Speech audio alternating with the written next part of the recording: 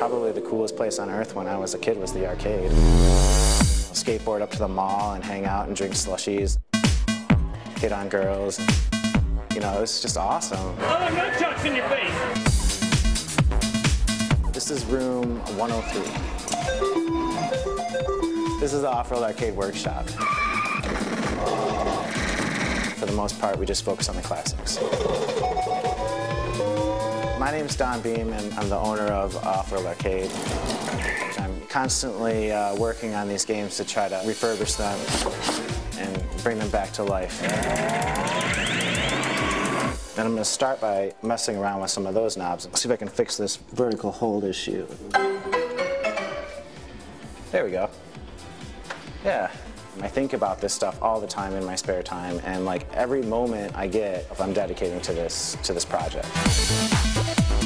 And I started with one game in my garage. It was a Burger Time game. It was like a hobby, and finally got it working and was like, all right, well now what can I fix? And I went and got another game and fixed that. That's it. And before you knew it, I had my entire garage was full of arcade games. They were just kind of sitting there, and they were like little pet projects. And once I finished it, they were just, you know, collecting dust. And I was like, this isn't what they were made for. They were made for people to play them. Serve the public trust. Just have fun with them. I mean, that's what it's all about. Oh man, this is like my childhood. This is what I grew up with. For me, it's amazing. It's an amazing feeling. And it's like almost like a dream come true. The community is extremely diverse when it comes to video gaming in Detroit. I think these cabinets are, and the games themselves are really works of art in sort of like their own way. Sort of like rebuilding or saving a piece of my childhood and also video gaming history. You know, I think it's worth preserving. Oh, going back in time. I know. Memories. I know. Well, we can hear the sounds. Yeah. Brandon's over there playing Donkey Kong. Don is here joining us now live in studio. What do you get out of this? Is this just something that's like brings you back to your childhood? Oh, absolutely. Yeah, I grew up in the arcades, and this is something that you know, I had such a great time when I was there playing video games. As a kid, I wanted to share it with you know, other people that haven't played these games, or maybe they've forgotten about them. So, what's the normal ages of people that you see come play these games? Oh, Because wow. I know I'm a little old. I'm 52, and I know I love playing these games. Yeah. Well, the funny thing is you really get all ages.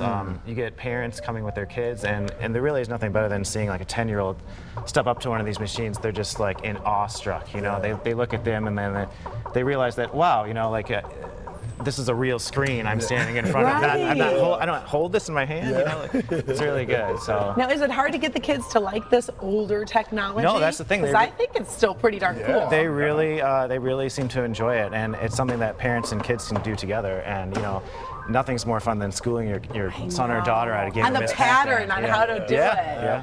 How much does it cost? You're refurbishing each of these. How much does that cost? Oh, it varies widely. Some games go up to $1,000 depending on condition and you know, collectability. But some games you can get for a couple $100, you know, off of Craigslist or something. So it's pretty random. I just seen recently they came out with the Hall of Fame, right? Didn't they, for video games? Oh yeah. And I think Pac-Man, I think Donkey Kong. Some of them made it. They came out with the first actual video game Hall of Fame video. Oh wow, like a museum or something? Absolutely. I like that. Yeah. Nice. So if folks want to find your games, how do we find the schedule or when you're going to be putting them out? We are online at Facebook/Offworld Arcade, all one word, and Instagram as well, Offworld Arcade. And then we'll be at the Checker Bar on July 18th from 6 to 2 a.m. And it's $5. You just come and pay $5, and you can play for as much as you want. Okay, sounds good. Which one are you going to try, Lomas? Do you know Burger Time? Do you even know how to do it? I sure don't, but I'm going to You're going to try? Can you give him some hints? Yeah, sure. What does Burger Time do? Yes. Oh, you're making a burger. Yeah, I'll play you in it. Okay. All right. All right. And what I like, Karen, I don't have to put a quarter in. Because I know the man. Brandon, by the way, how are you doing on your Donkey Kong? So then use pepper to stop the. All right. Well, these guys are going to keep playing games. I might hit this Pac-Man after the break. Coming up.